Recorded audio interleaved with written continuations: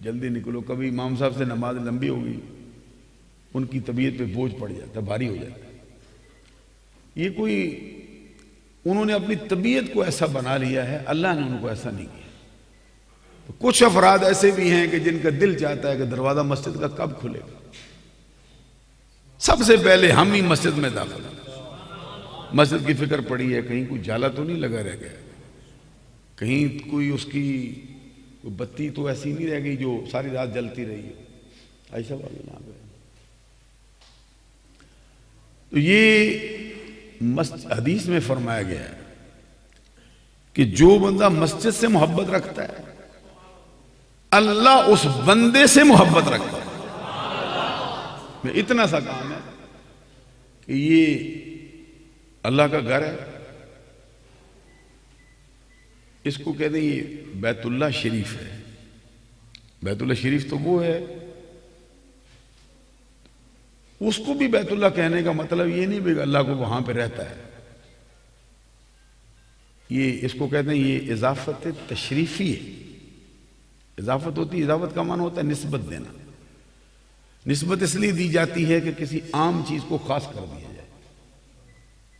تو یہ بیت اللہ شریف, ناقۃ اللہ شریف, کبھی نار اللہ بھی بولتے ہیں. قرآن پاک میں یہ الفاظ آئے نار اللہ الموقدۃ اللہ. نار اللہ کا لفظی معنی ہوتا ہے اللہ کی آگ ہے, تو ہم کہتے ہیں اللہ کی بھڑکائی ہوئی آگ ہے, معنی میں تھوڑی تعویل کر لیتے ہیں. تو یہ مسجدیں اللہ کا گھر ہوتی. مسجد کی تعریف بھی ہے کہ مسجد کس کو کہتے ہیں, کیا معنی ہوتا ہے اس کا. مسجد ویسے تو یہ اس میں ظرف مکان ہے, اس میں ظرف مکان ہے. ظرف کی دو قسمیں ہوتی ہیں, ظرف زمان, ظرف مکان. تو یہ ظرف مکان ہے. مسجد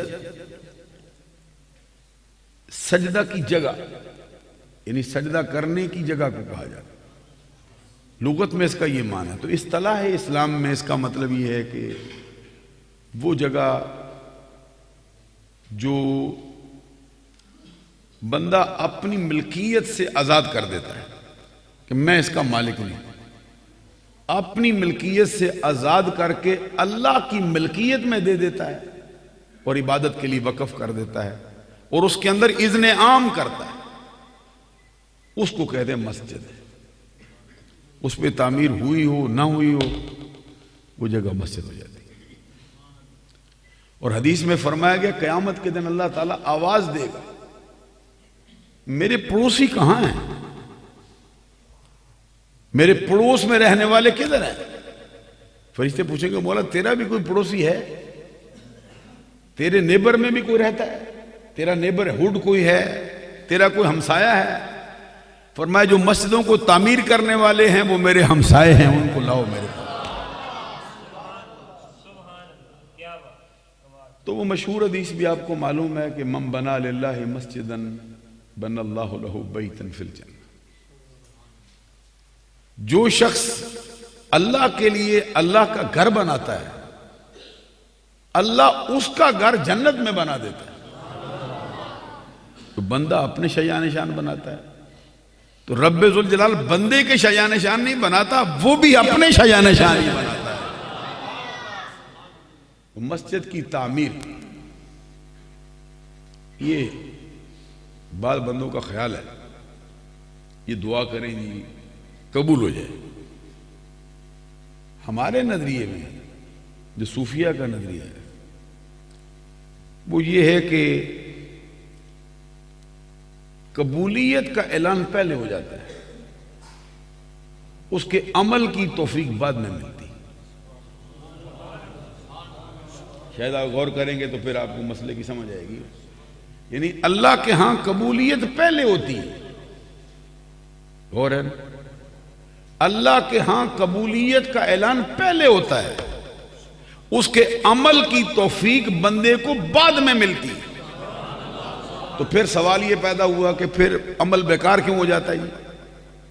بیکار ہماری نیت سے ہوتا ہے. ہماری نیت میں فساد آ جاتا ہے جس کے لیے وہ سارے کی ساری ادھر بنی ہوئی عمارت ڈہ جاتی ہے, برباد ہو جاتی ہے. کیونکہ یہ بھی فرمایا گیا ان من اشراط الساعہ، قیامت کی نشانیوں میں سے ایک نشانی یہ ہے کہ ان یتباہ الناس بالمساجد، لوگ مسجدوں کی تعمیر کریں گے پھر اس پہ فخر کریں گے۔ غور کرو بھئی کتنا نازک سا شعبہ ہے، اور یہ کوئی مولانا کا کلام تو ہے نہیں، حدیث ہے کہ قیامت کی نشانیوں میں سے ایک نشانی یہ ہے کہ بندے مسجدیں تعمیر کریں گے، پھر تعمیر کرنے کے بعد اس پہ فخر و ناز کریں گے، یہ قیامت کی نشانی ہے۔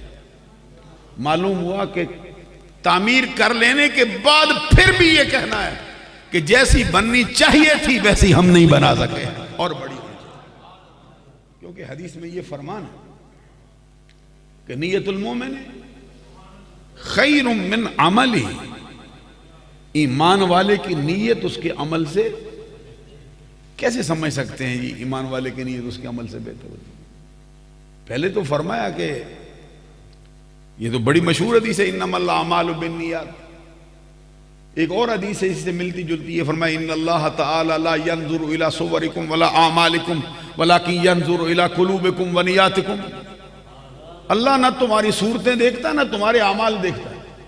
اتنی بڑی مسجد تعمیر کی، قرآن پاک میں بھی فرمایا اجعلتم سقایۃ الحاج و عمارۃ المسجد الحرام کمن آمن باللہ والیوم الآخر، کیا تم نے مسجد کی تعمیر کو اور حاجیوں کو پانی پلانے کو اللہ پر ایمان لانے کے برابر سمجھا ہے؟ اس کے اندر کیا مسئلہ ہو سکتا ہے؟ یہ تنبیہ ہے ہم جیسے لوگوں کو جو یہ کام کرتے ہیں کہ تم بھی اپنے اس عمل پر فخر و ناز نہ کر بیٹھنا، اترانا نہ شروع کر دینا، جب یہ بن جائے پھر بھی کہنا اللہ کا کرم ہوا ہے ہم فقیروں کو بھی اس سے شرف یاب کر دیا گیا۔ اصل شے عمارت کی تعمیر نہیں، اصل شے یہ ہے کہ یہ بندے کا دل اللہ کی بارگاہ میں جھک گیا ہو، ایمان سے مالا مال ہو۔ ایمان سے مالا مال ہوا ہے پھر مسجد کی تعمیر بھی فائدہ دیتی ہے، پھر حاجیوں کو پانی پلانا بھی فائدہ دیتا ہے۔ یہ فرمایا اللہ نہ تمہارے اعمال دیکھتا ہے نہ تمہاری صورتیں دیکھتا ہے۔ اچھا کتنی خوبصورت شکل بنا رکھی ہے، امامہ باندھا ہوا ہے، چہرے پہ ریش مبارک سجا رکھی ہے، جبہ پہن کے آئے ہیں، خوشبو لگائی ہے، جدھر سے گزرتے ہیں دل چاہتا ہے بندہ دیکھتا ہی رہے اس کو، پھر دل چاہتا ہے ایک مرتبہ لوٹ کے پھر آئیں حضرت، خوشبو پھیل جائے ساری گلیوں میں۔ لیکن داتا علی حجویری کشف المعجوب میں فرماتے ہیں کسی کے ظاہری حال کو دیکھ کر اندازہ نہیں کرنا چاہیے کیا ہے، کاش کہ جو ظاہر ہے اللہ اس کا باطن بھی ویسا ہی کر دے۔ تو یہ باطن کو اللہ کی بارگاہ میں لگا دینا یہ کام ہے۔ تو یہ اس کے بعد ہماری مساجد ہیں، ہم نے اللہ کی بارگاہ میں اس کی قبولیت کا اعلان پہلے ہوا، فلاں بھی آئے گا، فلاں بھی آئے گا، فلاں بھی آئے گا، فلاں کا پیسہ لگے، فلاں کا لگے گا۔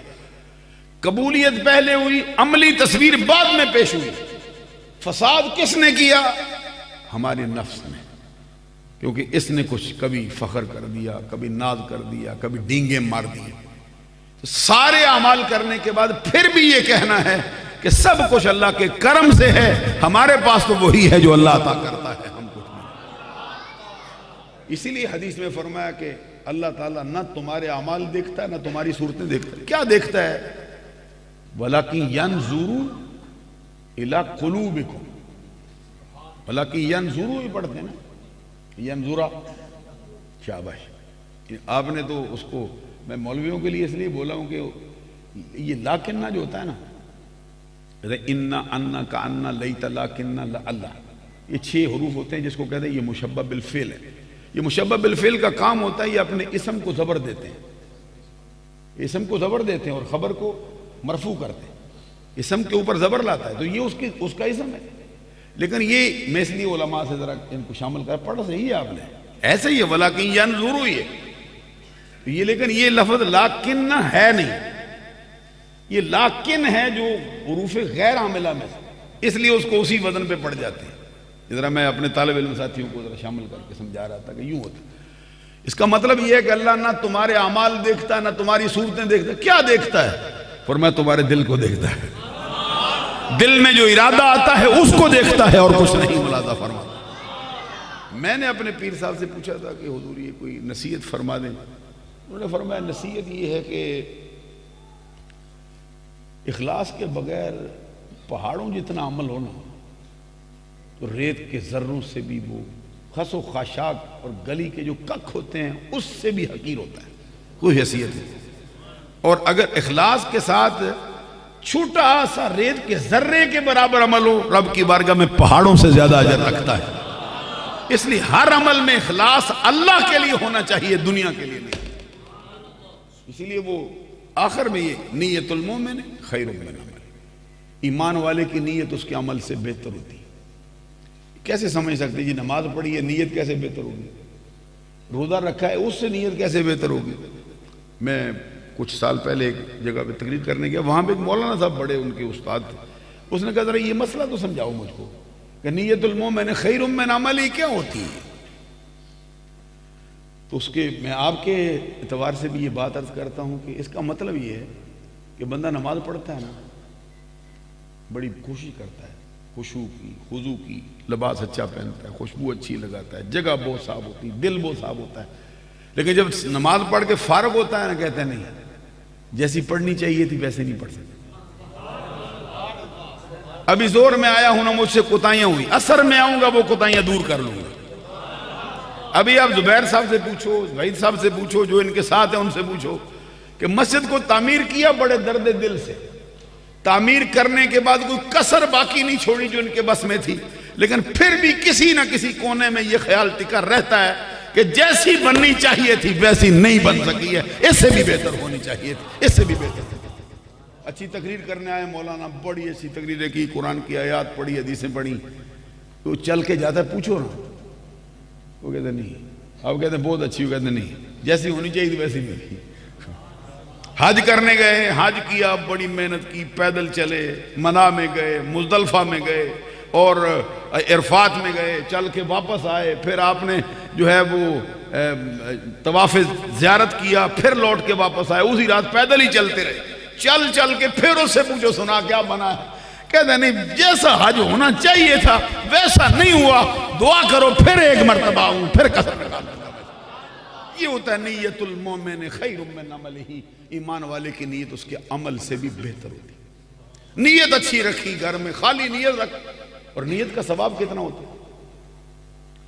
سرکار فرماتے ہیں میں نے معراج کی رات جنت میں دیکھا، مضمون تو میرا اور تھا، میں نے آیات بھی دیکھی، 4 مقام سے پڑھی، میرا خیال تھا کہ یہ زبیر صاحب کی سطح پہ ذرا تھوڑی باتیں آپ کو سناؤں میں، لیکن مسجد کو دیکھ کے میرا دل چاہا بھائی اس پہ ہی کلام کرتا۔ نبی اکرم صلی اللہ علیہ وسلم فرماتے ہیں میں نے معراج کی رات ایک بندے کو جنت میں ٹہلتے دیکھا، میں نے پوچھا کہ تو کدھر آ گیا جنت میں، کیا عمل کیا تم نے؟ اس نے کہا سرکار عمل تو کوئی نہیں کیا، نیت کی۔ ذرا غور فرمائیے، وہ کہتا ہے عمل نہیں کیا، صرف نیت ہی کی ہے۔ اچھا کبھی نیت کرنے پر بھی اللہ کا کرم ہو جاتا ہے، کبھی عمل ہو بھی جاتا ہے پھر بھی کچھ نہیں ملتا، دو باتوں میں فرق ہے نا۔ خود نبی اکرم صلی اللہ علیہ وسلم فرماتے ہیں کہ ایک زمانے میں قحط پڑ گیا تھا، قحط سالی کے اندر لوگ بھوکے مر رہے تھے، ایک بندہ جو ہے اس کو سفر درپیش ہوا، وہ گزرتا گزرتا سفر میں گیا تو اس نے راستے میں ایک بہت بڑا ریت کا ٹیلا دیکھا۔ ٹیلے کا مطلب ہوتا ہے یہ پہاڑ ہوتا ہے نا، بڑا سا تودا دیکھا ریت کا بنا، اس کے قریب سے گزرا، دوسری طرف گیا، بڑی دیر لگ گئی، اس نے دل میں ایک آہ بھری اور آہ بھر کے کہا مولا تیرا کیا بگڑتا ہے اگر تو اس ریت کے ٹیلے کو غلے میں تبدیل کر دے اور اس غلے کا مالک مجھے کر دے اور مجھے توفیق دے دے میں تیری مخلوق میں تقسیم کر دوں۔ سرکار نے فرمایا یہ بندہ جس نے خالی نیت کی ہے اور وہ بندہ جو اتنے ریت کے ٹیلے کے غلے کا مالک ہوا ہے اور اللہ کے لیے اس کو تقسیم کیا اللہ کی مخلوق میں، اجر میں دونوں برابر ہیں، عمل والا بھی اچھی نیت والا، دونوں کی نیت میں اور عمل والے میں کوئی فرق نہیں ہے، برابر ہے۔ تو وہ کہتے سرکار نے فرمایا بھی تو نے کیا کام کیا ہے؟ وہ کہتے کام کوئی نہیں کیا، صرف نیت کی۔ تو نبی اکرم صلی اللہ علیہ وسلم نے اس سے پوچھا کیا نیت کی؟ اس نے کہا میں رات کو سفر کر رہا تھا، یہ صحیح بخاری کی حدیث ہے، میں سفر کر رہا تھا، میں نے دیکھا کہ طوفان آیا ہے، طوفان کی وجہ سے ایک درخت جڑ سے اکھڑ کر راستے میں آ پڑا ہے، کتنا آسان سا کام ہے جی، سارے بندے کر سکتے ہیں۔ وہ کہتا ہے راستے میں درخت جڑ سے اکھڑ کر آ پڑا ہے، اب لوگوں کے لیے راستہ چلنا مشکل ہو گیا، اتنی سی صرف بات۔ کہتے رات آدھی ہو گئی تھی، طوفان باد و بارہ تھا، وقت تو نہیں ہو گیا یار، تھوڑا ٹائم دیو نا 2 بجے کبھی پابندی اٹھا بھی دیتے ہیں، کبھی استثناء بھی کرتے ہیں، تھوڑی بات کرنا۔ یہ نماز ایک تو ہوتی ہے وہ وقت دیے ہوئے پہ نماز ہوگی، یہ تو ادھر ہم بھی رہتے ہیں 5 منٹ پہلے ہی چھوڑ دیتے ہیں۔ بعض اوقات بڑے پیر صاحب بھی تشریف لے جائیں نا 5 منٹ لیٹ، بندے کہتے ہیں جناب آپ لیٹ آئے اب تقریر نہیں ہوگی۔ تو یہ تو ہمارے ملک ہیں، اللہ کے کرم سے اس میں تھوڑا چل ہی جاتا ہے۔ تو زبیر صاحب چونکہ ذرا وکیل ہیں نا، ان کو ذرا وکالت بھی پیش نظر رہتی ہے، اور ہمیں آپ کا پیار پیش نظر رہتا ہے۔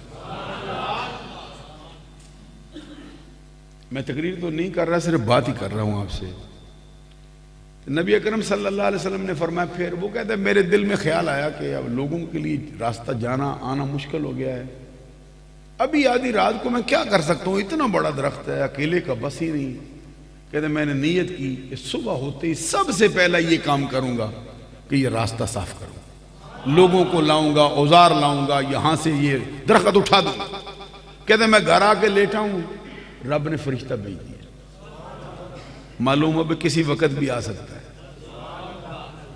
آپ نے منہ میں لقمہ اٹھانے کے لیے ڈالا ہے، یہ معلوم نہیں کہ حلق سے نیچے اترنا ہے نہیں اترنا، ایک سانس اندر گیا یہ معلوم نہیں باہر آنا ہے نہیں آنا، اس لیے ہر وقت اس مسئلے میں تیار ہونا چاہیے، ہر وقت تیاری رہنی چاہیے۔ وہ کہتا ہے میں نیت کر کے آیا، گھر لیٹا ہوں تو ملک الموت آ گیا، اس نے میری روح کھینچ لی، لے گیا، میرا جسم ادھر بیکار پڑا رہ گیا، میں آ گیا ادھر اللہ کی بارگاہ میں۔ تو کہتے یہ حساب و کتاب میں مجھے کھڑا کیا گیا۔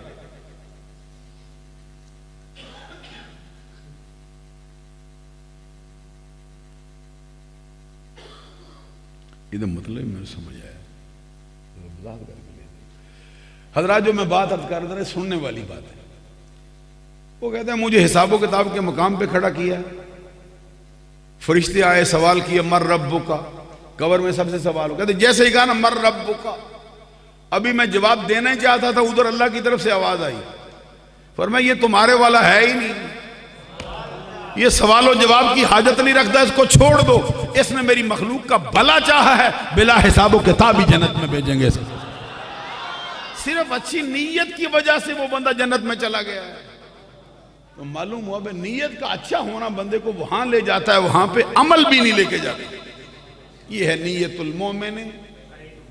تو مسجد کی تعمیر میں اللہ تبارک و تعالیٰ کی طرف سے عطائیں شامل ہو گئی، اب ہمارا عمل ہے، اب ہماری نیت ہے، اچھی نیت رہے گی تو اللہ کا کرم ہمیں حاصل لے گا، وگر نہ فرمائے ان اللہ لَيُؤَيِّدُ هَذَا الدِّينِ بِالرَّجُلِ الْفَاسِقِ وَالْفَاجِرِ۔ اس حدیث کا مطلب یہ ہے کہ اللہ تبارک و تعالیٰ اس دین کی خدمت فساق و فجار سے بھی لے لیتے۔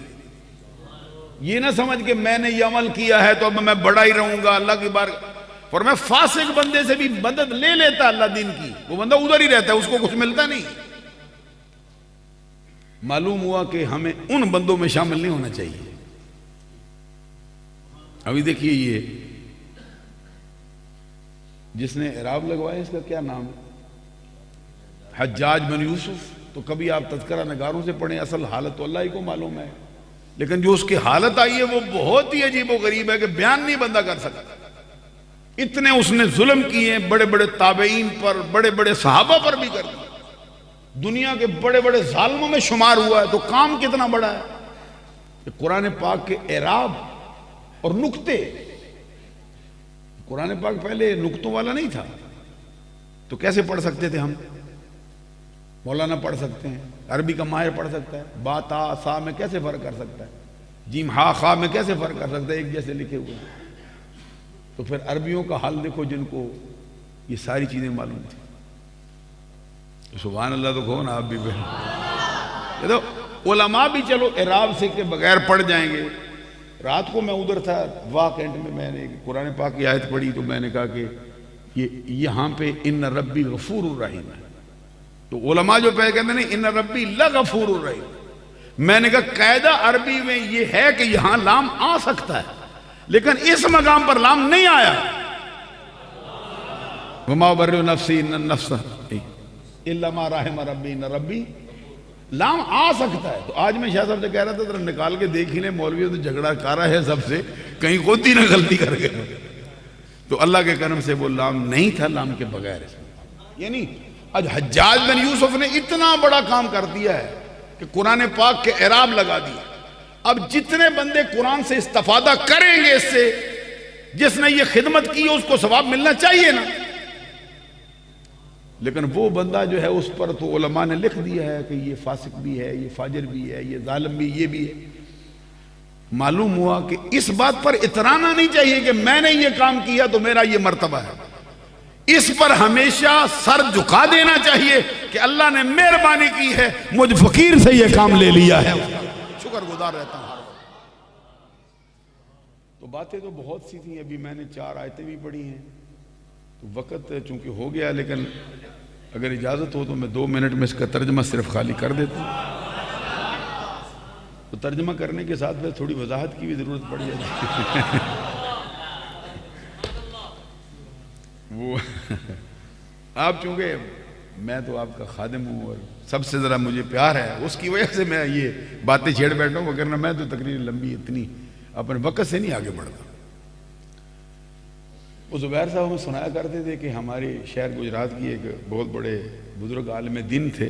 زیادہ اشارہ کیا تو آپ سمجھ جائیں گے، ذرا میں اشارہ نہیں کرتا. کہتے چھوٹی عید آتی تھی تو وہ تقریر کرتے رہتے، تو بندے ذرا تھوڑا آگے پیچھے ہٹتے کہ جناب ابھی وقت بڑا ہوا. وہ کہتے بیٹھ جاؤ، کون سا جا کے قربانی کرنی ہے. اچھا اب بڑی عید آ گئی ہے، ظاہر قربانی تو انہیں یاد ہوتا تھا کہ پیچھے میں نے یہ کہا ہے کہ چھوٹی عید پہ قربانی تو ہوتی نہیں، تم نے جا کے اپنے گھر کاج میں بیٹھنا ہی، بیٹھو مسجد میں. تو کہتے جب بڑی عید کا وقت ہے پھر تقریر لمبی ہوگی. تو بندے پھر ان کو تھوڑا اضطراب پیدا ہوا. تو وہ فرماتے کرما والے ہو، کون سا ایک دن عید ہے، 3 دن کی عید ہے، کیوں گھبراتے ہو. یعنی اب یہ مسئلہ ہے کہ ذرا جہاں پہ پیار ہوتا ہے نا وہاں پہ ذرا اس طرح کی باتیں ہو جائیں. مضمون اصل میں نے یہ تھا کہ یہ ربیع الثانی شریف کا مبارک مہینہ ہے، اس کے اندر میں آپ کو شان اولیاء کے حوالے سے کچھ باتیں عرض کروں. اس کے لیے میں نے 4 جگہ سے قرآن پاک پڑھا ہے. ایک تو پہلے پڑھا ہے انما یتقبل اللہ من المتقین. یہ انما جو ہے نا یہ کلمہ حصر ہے. ایک ہوتا ہے کلمہ حصر اضافی، یہ ہے کلمہ حصر حقیقی. حصر حقیقی کا مطلب یہ ہے کہ معنی کرتے ہیں نا اردو میں کہتے ہیں سوائے اس کے کہ نہیں، یعنی جو کچھ ہے یہی ہے. عربی میں کہتے ہیں جزئی نیس، فارسی میں کہتے ہیں ترجمہ والے جزئی نیس، اس کے سوا کچھ بھی نہیں. یہی ہم جو سادہ سے لوگ ترجمہ پڑھتے پڑھاتے ہیں، ہم یہ اس کے لیے آسانی سے جملہ کہتے ہیں حقیقت یہ. تو حقیقت یہ کا معنی یہ ہے کہ اس کے سوا حقیقت نہیں. سنو توجہ سے ذرا بات کو. انما یتقبل اللہ من المتقین، اللہ تبارک و تعالی صرف تقوی والوں سے قبول کرتا ہے. جس کے ہاں تقوی نہ ہو اس سے کوئی شے بھی اللہ قبول نہیں کرے. یہ جملہ کس نے بولا ہے؟ یہ حضرت آدم علیہ السلام کا جو بیٹا ہے نا حابیل، جو قتل ہوا ہے اپنے بھائی کے ہاتھوں سے، اس نے بولا. اس وقت اس نے دونوں بیٹے، دونوں کا باپ آدم ہے، دونوں نبی کے بیٹے ہیں. ایک مارنا چاہتا ہے، دوسرا کہتا ہے تو مار لے، میں تجھے ہاتھ میں اٹھانا چاہتا. ایک ہوتا نہیں، ہمارے ہاں یہ بھی طریقہ ہوتا ہے بھائی گالیاں دے دو، اینٹ کا جواب پتھر سے دیں گے، تھپڑ کے بدلے میں 2 تھپڑ ماریں گے، آنکھ کے بدلے میں آنکھ نکالیں گے. لیکن ایک ایسے بھی ہوتے ہیں جس کے لیے سرکار کہتے ہیں مجھے حکم اور ہے. کیا ہے؟ سل من قطعک واعف عمن ظلمک واحسن الی من اساء الیک. محبوب جو تجھ سے توڑے تو اس سے جوڑ، جو تجھ پہ ظلم کرے تو اس کو معاف کر، جو تیرے ساتھ برائی کرے تو اس کے ساتھ نیکی کر. سادی شرادی کا مشہور شعر جس میں کہتے بدی را بدی سہل باشد جزا، تو اگر مردی احسن الی من اساء. ارے برائی کا بدلہ برائی سے دینا، اینٹ کے جواب میں پتھر مار دینا، تھپڑ کے جواب میں تھپڑ مار دینا، یہ تو آسان سی جزا ہے. تو اگر مرد ہے، دلیر ہے، شجاع ہے، بہادر ہے، जुर्रत रखता है तो फिर बुराई के बदले में नेकी करके दिखा, पता चले तो क्या है। तो वो दूसरा बेटा कहता नहीं मैं तुझे मार दूंगा, कहता तू मार ले, मैं हाथ नहीं। दोनों ने अल्लाह की बारगाह में कुर्बानी पेश की थी, एक की कबूल नहीं हुई, दूसरे की हो गई।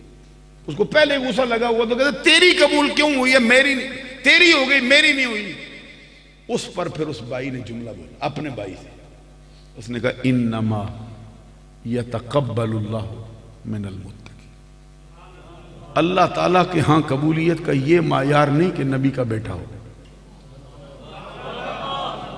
अल्लाह के यहां ये मायार नहीं कि पीर साहब हो, अल्लाह के यहां मायार ये नहीं कि बड़े मौलाना का बेटा हो, अल्लाह के यहां ये मायार नहीं कि 200 एकड़ जमीन का मालिक हो, अल्लाह के यहां ये मायार नहीं कि बड़े बंगले कोठियां बागात रखता हो, अल्लाह के यहां सिर्फ ये मायार है कि दिल अल्लाह के लिए रखा हुआ हो, फिर कबूल कर। अल्लाह के यहां कबूलियत का सिर्फ एक ही मायार है, दूसरा कोई मायार। दूसरे मकाम से जो मैंने पढ़ा है वो सूरतुल अनफाल से, अल्लाह तबारक व तआला फरमाते इन औलियाउहु इल्लल मुत्तक़ून। जिस कलमे में, जिस कलाम में कुरान पाक पढ़ते रहते हैं, इन वैसे हरफ शर्त होता है। हरफ शर्त का माना इफ के मानो में अगर, तो अगर एक ही कलमे के अंदर आप देखते हैं कि एक ही जुमला है, उसके अंदर इन के बाद मा बाद में जाके इल्ला आ जाता है, फिर वो इन जो है वो हरफ शर्त नहीं रहता, फिर उसको कहते हैं ये इन नाफिया हो गया। इसका मतलब क्या है, इन औलियाहु, उसका कोई दोस्त नहीं, अल्लाह किसी का दोस्त नहीं। किस बंदे की शान है कि वो अल्लाह के साथ दोस्ती करे? कौन है जिसको अल्लाह अपनी दोस्ती के लायक समझे? कोई बंदा उसका दोस्त नहीं, कोई इस लायक नहीं। आगे हरफे इस्तिस्ना ला के फरमाया इल्लल मुत्तकून, मगर तकवे वालों को वो अपना दोस्त बना चुका है, उसके वली। उधर फरमाया सिर्फ तकवा वालों से कबूल होता है, इधर फरमाया उसकी दोस्ती के लिए एक ही मायार है कि बंदे के यहां तकवा हो, अल्लाह का दोस्त बन जाएगा उसका शुमार। तीसरे मकाम से पढ़ा मैंने कि अल अखिल्लाओ, ये लफ्ज है खलील होता है ना। जुबैर साहब को जरा ये थोड़ा मसला है कि नमाज जल्दी कर दो, बंदे मुश्किल में ना हो जाए। नहीं, ये एहसास जिम्मेदारी होता है, ये कोई बुरी बात नहीं है। जिम्मेदारी का एहसास होता है कि ये काम जरा कोई ये ना कहे भाई मौलाना अच्छे बुलाए थे, तकरीर तो चलो कारी गई किसी काम की, लेकिन वक्त बहुत ज़्यादा ज़ाया करे। ये थोड़ा सा समझाने से ताल्लुक़ रखता है, क्योंकि बहुत से मैं देखता हूँ तालिब इल्म साथी बैठे हैं, और ये अगर आप कुरान पढ़ने लगेंगे ना, फिर आपके दिल में इसकी लगन पैदा होगी, आपको एक एक लफ्ज़, एक एक हर्फ इसका लुत्फ़ देगा कि ये क्या है इसमें बड़ी बड़ी। हमारे उस्ताद मोहतरम फरमाते थे कि कुरान पाक के हर हर्फ के नीचे 60,000 माना है, और 60,000 इसका ज़ाहिरी माना है। कहते 60,000 इसका बातनी माना है। कितना बड़ा आलिम बनेगा तू। तो मुझे फिर वो इकबाल का शेर याद आता था जिसमें कहता है कि जब तक न हो दिल पर नज़ूल किताब, गिरा कुशा है न राजी न साहिब कशाफ। कहते एक राजी बहुत बड़ी तफसीर लिखने वाला बंदा है, जिसने कुरान की तफसीर लिखी 30 जिल्दों में, इतनी मोटी मोटी जिल्द है अरबी ज़ुबान में, और उसमें कमाल उसने जो है वो गुल खिला दिए। तो इकबाल कहते हैं कशाफ भी बहुत बड़ी उम्दा बातें निकालता है, जारुल्लाह ज़मख़शरी जिसकी किताब है ये कशाफ। तो इकबाल कहता है ये गिरा नहीं खोलता है, न राजी खोल सकता है, न जारुल्लाह ज़मख़शरी खोल सकता है, न कोई उस्ताद खोल सकता है, न कोई पीर खोल सकता है। कहते खुलेगी कैसे? कहते जब तक ना हो दिल पर नज़ूल किताब। एक दो किताब तेरे सामने पड़ी है, किताब का मफहूम अल्लाह की तरफ से उतरे तो हर शय खुल जाएगी। तो ये इसलिए मैं ये कहता हूं कि थोड़ा सा ये खलील होता है। खलील कहते हैं गहरा दोस्त। कैसा, कितना गहरा दोस्त होना चाहिए जिनके दरमियान खुल्लत पैदा हो गई। कहते हैं इसके लिए एक इसका जो क्राइटेरिया है वो ये है कि एक के दिल में ख्याल आए, दूसरा वही काम शुरू कर दे। एक की जुबान पर कोई जुमला तारी हो, तीसरे उसकी तस्दीक के लिए पहले ही बोल रहा हो कि ये बात होनी चाहिए। ये बड़ी एक मशहूर रवायत भी है। कहते हैं कि अमीर खुसरो हजरत ख्वाजा निज़ामुद्दीन महबूब इलाही के मुरीद थे। दोनों के दरमियान बहुत ही मोहब्बत का रिश्ता था। ایک دن جس دربار میں بادشاہ کے دربار میں جاتے تھے، اس سے کچھ تھوڑی سی آپ سے غلطی کوئی ہو گئی ہوگی امیر خسرو سے، اس کا مزاج بگڑ گیا، بادشاہ تھا، اس نے چھڑیاں مارنی شروع کر دیا، ہاتھ پہ چھڑیاں کھاتے جاتے تھے، پیر کو یاد کرتے کہ پیر نظام الدین ہے، مار پڑ رہی ہے، میرا پیر نظام الدین ہے، مجھے مار پڑ رہی ہے، روتے جاتے تھے، بادشاہ مار رہا ہے، یعنی بڑے نازک مزاج شہزادے تھے خود بھی، ترک، وہ کہتے جب میں جاؤں گا نا میں شکایت کروں گا اپنے پیر سے کہ تیرے ہوتے ہوئے مجھے مار پڑی۔ جیسے ہی خواجہ نظام الدین کے حجرے میں داخل ہوئے نا، قدم رکھا، انہوں نے اپنے ہاتھ آگے کر دیے، تو ہاتھ دیکھے تو اس میں یہ تھا کہ چھڑی ان کو پڑتی تھی تو نشان ادھر پڑتا جاتا تھا، یہ تو جب چھڑی ایک کو پڑے نشان ادھر پڑ جائے تو ان کو کہتے ہیں خلیل۔ اب مسئلہ سمجھ آیا کہ نہیں آیا؟ تو یہ فرمایا کہ گہرے دوست، اتنے گہرے دوست قیامت کے دن ایک دوسرے کے دشمن ہو جائیں گے، اتنا گہرا دوست ہے یہ، جو بڑی گہری دوستی لگی ہو فلاں میں نام نہیں لیتا کیونکہ اللہ کرے یہ دوستی صرف تا دم زیست نہ رہے، بعد از وصال بھی قائم رہ جائے۔ بڑا بھی گہرا دوست ہو پھر بھی اس سے جدائی پڑ جاتی ہے دنیاوی امور میں۔ وہ میاں صاحب کا شعر بھی ہے کہ سہ جوڑ سنگت دے ڈٹھے آخر وتھاں پہ ہیں۔ یہ خالی شعر پڑھنا ہے نا، یہ ذرا غور سے ڈوب کے بھی دیکھو وہ کہتا کیا بابا، سہ جوڑ سنگت دے ڈٹھے آخر وتھاں پہ ہیں، جنہ باجو پل نہیں سا جیوں دے شکلیں یاد نہیں۔ تو ہمارے استاد مرزا غالب بھی اس پہ قلم توڑ کے رکھ گیا، وہ کہتے ہیں اب تو خیال تک آتا نہیں ہے اس کا، اسد جسے لکھتا تھا کبھی زندگی اپنی ہی۔ کیا سمجھا سکتا ہوں میں آپ کو؟ معلوم ہوا کہ میاں صاحب کا اور اس کا مزاج مل رہا ہے۔ انہوں نے اپنی زبان پنجابی میں کہا سہ جوڑ سنگت دے ڈٹھے آخر وتھاں پئیاں، جنہ باجوں پل نہیں سا جیوں دے وہ شکلاں یاد نہ رہیاں۔ تو مرزا غالب صاحب کہتے ہیں کہ اب تو خیال تک آتا نہیں ہے اس کا، اسد جسے لکھتا تھا کبھی زندگی اپنی، شکل ہی نہیں دن میں رہی، اب تو خیال بھی نہیں آتا ہے۔ لیکن یہ دنیاوی دوستیاں ہیں۔ فرمایا قیامت کے دن سارے گہرے دوست ایک دوسرے کے دشمن بنیں گے، تو ملا کوئی نبانے والا ہوگا؟ فرمایا یوم یفر المرء من اخیہ و امہ و ابیہ و صاحبتہ و بنی۔ تو دوستیوں کی بات کرتا ہے، قیامت کے دن تیرے خون کے رشتے بھی چھوڑ جائیں گے، تیرا بیٹا بھی تجھ کو چھوڑ جائے گا، تیری بیوی بھی تجھ کو چھوڑ جائے گی، تیرا بھائی بھی تجھے چھوڑے گا، تیری ماں بھی چھوڑے گی، تیرا باپ بھی چھوڑے گا۔ 5 رشتوں جو سب سے قریبی ہیں، رب کہتا ہے قیامت کے دن پہچاننے کے روادار بھی نہیں ہوں گے۔ تو مولا کوئی دوست بتانا جو کام آنے والا ہو۔ فرمایا الا المتقین، پرہیزگاروں سے دوستی لگا لے، دنیا میں بھی تیرے ساتھ رہیں گے، آخرت میں بھی تیرے ساتھ۔ ان کی دوستی ختم ہونے والی نہیں، یہ لگی رہے گی۔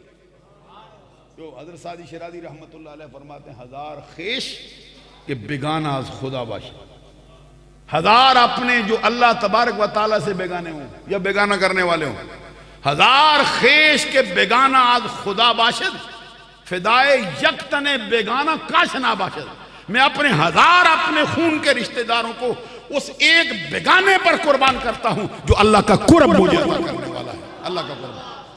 تو ایک بندے کی دوستی دوسرے سے لگی ہو، اگر تقوی کے اعتبار سے لگی ہے، دنیا میں بھی کام آئے گی، آخرت میں بھی کام آئے گی۔ تو بعد میں نے وہ مشہور 3-4 آیات پڑھی ہیں جس کا ترجمہ قریب آپ کو آتا ہے، میں بھی سنانا چاہتا تھا لیکن وقت بہت زیادہ ہو گیا۔ دوران گفتگو مجھ سے کوئی چھوٹی بڑی غلطی سردرد ہوئی ہو، اللہ سے آپ لوگوں سے معافی کا طلبگار ہوں۔ وآخر دعوایا